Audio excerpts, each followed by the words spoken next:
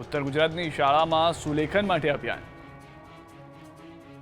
મહેસાણાના વિઠોડામાં શ્રીમતી કે.બી. શાહ અનુપમ પ્રાથમિક શાળામાં બાળકો માટે સુંદર લેખનનું અભિયાન ચલાવવામાં આવી રહ્યું છે, જ્યાં બાળકો ગુજરાતી લેખનને સુંદર, ચોક્કસ અને પ્રભાવશાળી બનાવવાની રીતો શીખી રહ્યા છે।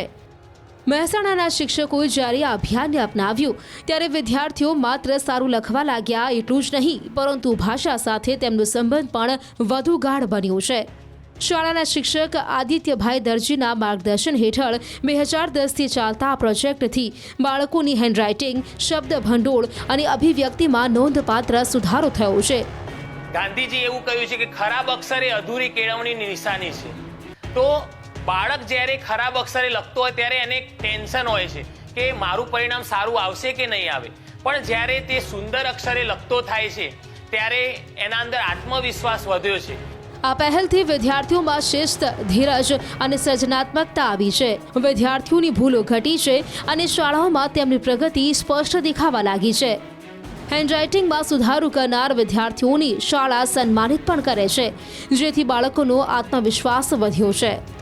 અમારી શાળામાં છેલ્લા 15 વર્ષથી અક્ષર સુધારણા પ્રોજેક્ટ અંતર્ગત સુલેખન, શ્રુતલેખન જેવી અનેક પ્રકારની પ્રવૃત્તિઓ થાય છે, જેની અંદર બાળકોના મરોડદાર અક્ષરોના કારણે ઘણી બધી સ્પર્ધાઓમાં બાળકોએ હરણફાળ ભરી છે અને બાળકો ખૂબ સરસ રીતે પેપર પણ લખી રહ્યા છે, એમનો આત્મવિશ્વાસ પણ વધી રહ્યો છે અને બાળકો ખૂબ સુંદર અને ઉત્તમ પ્રદર્શન કરી રહ્યા છે।